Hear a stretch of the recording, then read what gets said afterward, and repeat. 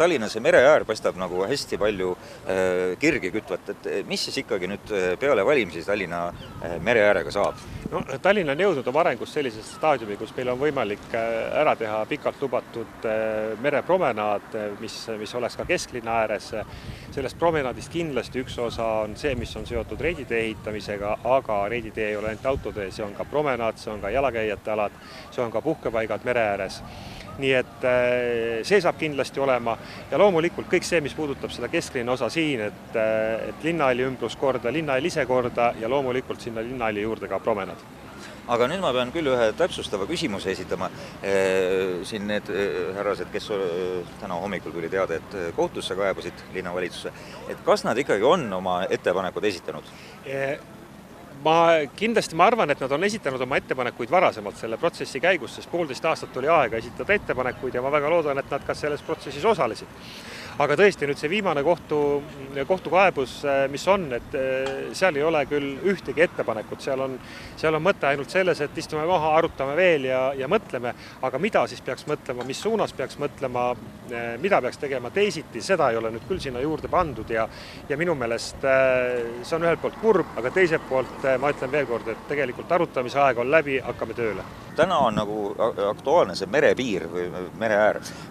Mis saab sellest reiditeest? No täna hommikul tuli selles mõttes kurvastav uudis, et teatud seltskond inimesi on otsustanud reiditee projektiga minna kohtuteed pidi. Eks see muidugi nende kodanike õigus ja selles mõttes tuleb nende õigustega ka arvestada. Aga Pirita linnavalitsus ja Pirita inimesed on seisukohal, et reiditee projekti on arutatud ligemale 1,5 aastat. Kõikidel, kel oli tahtmist ja mahti, oli 1,5 aastat aega teha omapoolseid ettepanekuid. Täna neid laekunud ei ole ja ka tänasest kohtuvaidlusest me ei saa aru, mis on need murekohad, mida siis kodanikud soovivad lahendada.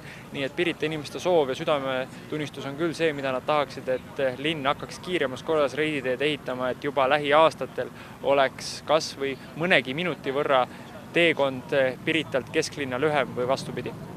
Aga kas see oleks mõistlik üldse see reiditee ümber nimetada reidipromenaadiks, et siis vähemalt inimesed saaks aru, millega on tegu? Nojah, et tegelikult reiditee on võib-olla nimi ühele tänavale. Me räägime ikkagi tegelikult tänavast, kus kõrval on täismõõtmetes rannapromenaad, kus on puhkealad. Me räägime ikkagi tänavast, mis on, ma arvan, igale jalaliiklejale kui ka jalgratturile vägagi meeltmööda. Ja teine asi tuleb arvestada, et kui me tahame muuta peatänavat jalakäijate tänavaks, siis on viimane aeg pakkuda autojuhtide alternatiivseid marsruute ja reiditee on kindlasti see alternatiivne suund. Aga kas see autojuht suudaks vändata näiteks jalgrattaga Piritalt kesklinna? Vaadake, jalgrattaga on see, et kindlasti inimesed tahaksid liigelda jalgrattaga ja olla jalgratta seljas, aga Eesti ilmastikuolud on sellised, et nagu te isegi näete, hetkel paistab päike, tunni aja pärast hakkab sadama, talvel kindlasti inimesed ei liigu rattaga ja eriti, kui on veel selline olukord, kus on võib-olla peres nii mõnigi teine laps või naine või mees on vaja tööle viia kesklinna, siis paratamatult jalgrattaga läheb see logistika ikkagi väga keeruliseks, nii et tuleb arvestada, et inimeste mugavus on ikkagi esmatasandil kohal ja sellepärast on ka auto see, mille inimesed valivad hommikuti oma selliseks sõiduvahendiks.